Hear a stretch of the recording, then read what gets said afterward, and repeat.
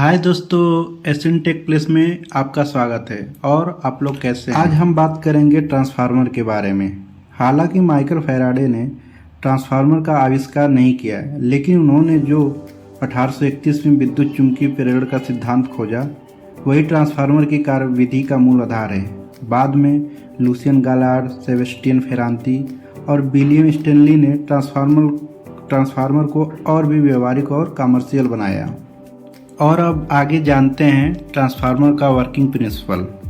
Transformer विद्युत चुम्बकीय प्रेरण के सिद्धांत पर कार्य करता है, जो हाई वोल्टेज की लो करंट को लो वोल्टेज की हाई करंट में समान फ्रीक्वेंसी पर परिवर्तित करता है तथा इसमें पावर कांस्टेंट होता है।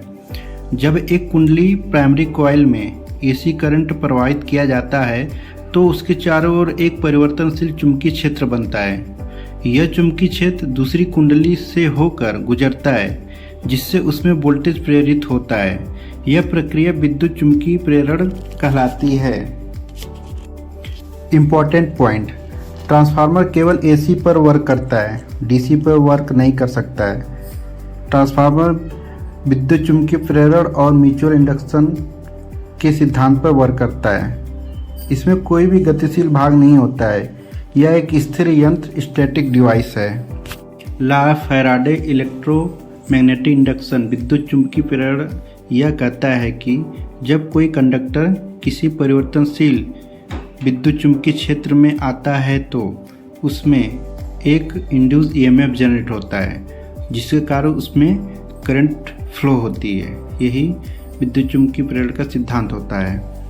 म्यूचुअल इंडक्शन: जब प्राइमरी कॉइल में हम करंट फ्लो कराते हैं तो उसमें एक परिवर्तनशील फ्लक्स बनता है या चुंबकीय क्षेत्र बनता है।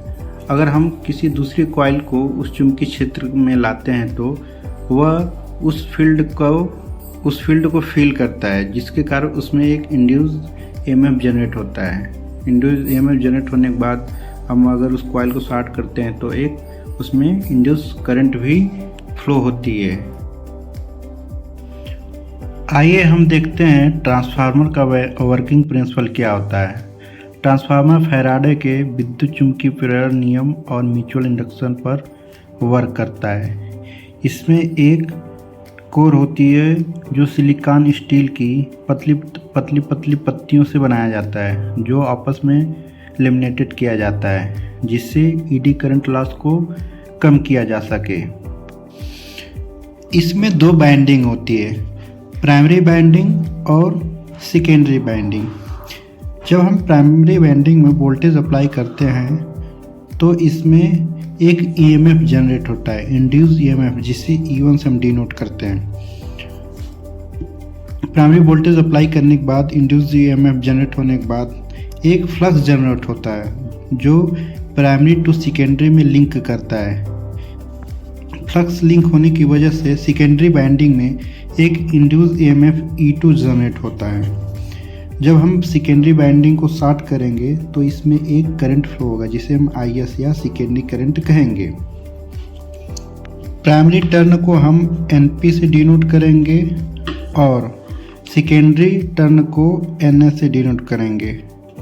अगर नंबर ऑफ टर्न प्राइमरी का ज़्यादा है और सेकेंडरी का कम है तो उसे स्टेप डाउन ट्रांसफार्मर हम कहते हैं। अगर नंबर ऑफ टर्न प्राइमरी का कम है और सेकेंडरी का ज़्यादा है तो हम उसे स्टेप अप ट्रांसफार्मर करते हैं। ये ट्रांसफार्मर के दो प्रकार होते हैं, जो प्राइमरी और सेकेंडरी के नंबर ऑफ टर्न के हिसाब से स्टेप अप और स्टेप डाउन ट्रांसफार्मर कहलाते हैं।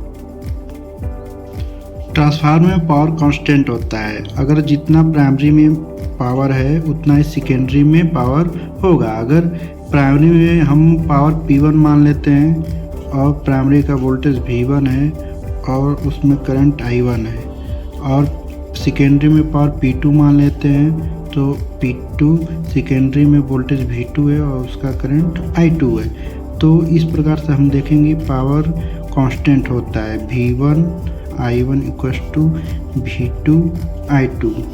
अगर हम प्राइमरी का वोल्टेज 5 वोल्ट मानते हैं और उसमें current I1 equals to 2 ampere मानते हैं, तो हमारा टोटल पावर प्राइमरी का P1 इक्वस टू हो जाएगा 5 × 2 इक्वस टू 10 वाट।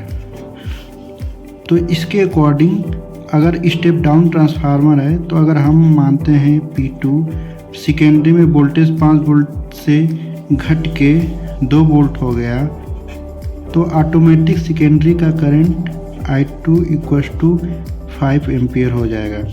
तब हम देखते हैं सेकेंडरी का पावर क्या होगा, P2 इक्वस टू 2 × 5, तब भी हमारा 10 वाट हुआ। मतलब जितना प्राइमरी में 10 वाट बन रहा था उतना ही सेकेंडरी में 10 वाट है। तो इसमें बदलाव क्या हो, ओनली करंट और वोल्टेज में चेंजेस हुआ है। इस प्रकार ये प्रूफ होता है कि प्राइमरी और सेकेंडरी में पावर कांस्टेंट होता है, चेंज क्या होता है, ओनली वोल्टेज और करंट। आइए हम देखते हैं कि ट्रांसफार्मर का ट्रांसफॉर्मेशन रेशियो क्या होता है।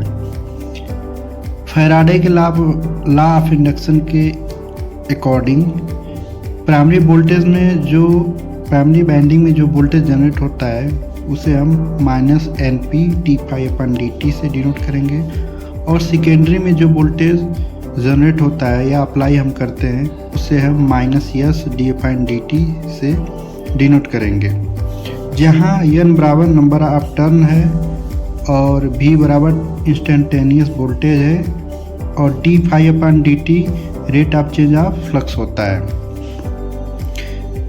कंबाइन इक्वेशन फर्स्ट और सेकेंड को जब हम मिलाएंगे तो हमें एक नया इक्वेशन मिलेगा, Vp/Vs इक्वस टू Np/Ns, जहाँ Vp प्राइमरी का वोल्टेज है और Vs सेकेंडरी का वोल्टेज है और Np प्राइमरी का नंबर ऑफ टर्न है और Ns सेकेंडरी का नंबर ऑफ टर्न है। और हम जानते हैं कि अपरेंट पावर बराबर होता है करंट इंटू वोल्टेज। अगर हम प्राइमरी का वोल्टेज और करंट लेंगे तो IP Vp equals to secondary का करंट सेकेंडरी का वोल्टेज। इसे हम इक्वेशन नंबर 4 नाम दे देते हैं, जहाँ S बराबर अपरेंट पावर होता है। अब हम देखेंगे कि इक्वेशन 3, 4 और फर्स्ट को आपस में समेशन करेंगे तो हमें इक्वेशन मिलेगा Vp/Vs equals to Np/Ns equals to Is/Ip। इसे ही ट्रांसफार्मर का ट्रांसफॉर्मेशन रेशियो कहते हैं। ट्रांसफार्मर वाइंडिंग करने के स्टेप्स। फर्स्ट, कोर की तैयारी। सबसे पहले लेमिनेटेड आयरन कोर को तैयार किया जाता है। कोर को साफ किया जाता है ताकि उसमें धूल या नमी ना हो। दूसरा, इंसुलेशन। कोर या बोबिन पर इंसुलेटिंग मटेरियल जैसे पेपर या वार्निश लगाया जाता है जिससे शॉर्ट सर्किट ना हो। तीसरा, प्राइमरी वाइंडिंग। प्राइमरी कॉइल जो इनपुट वोल्टेज लेता है को कॉइल वाइंडिंग मशीन से लपेटा जाता है। वाइंडिंग टर्न्स की संख्या ट्रांसफार्मर के डिजाइन पर निर्भर करती है। चौथा, इंसुलेशन लेयर। प्राइमरी वाइंडिंग के ऊपर एक और इंसुलेशन लेयर डाली जाती है। पांचवा, सेकेंडरी वाइंडिंग। अब सेकेंडरी वाइंडिंग जो आउटपुट देता है की तार लपेटी जाती है। यदि स्टेप अप ट्रांसफार्मर है तो सेकेंडरी वाइंडिंग में अधिक टर्न होंगे। Final insulation. पूरी वाइंडिंग पर फिर से इंसुलेशन दिया जाता है ताकि सेफ्टी बनी रहे। सातवां, टेपिंग और टर्मिनल्स। वाइंडिंग को टर्मिनल से जोड़ा जाता है, अगर आवश्यक हो तो टैपिंग पॉइंट बनाए जाते हैं। आठवां, testing. Continuity test, insulation resistance test और पोलैरिटी टेस्ट किए जाते हैं।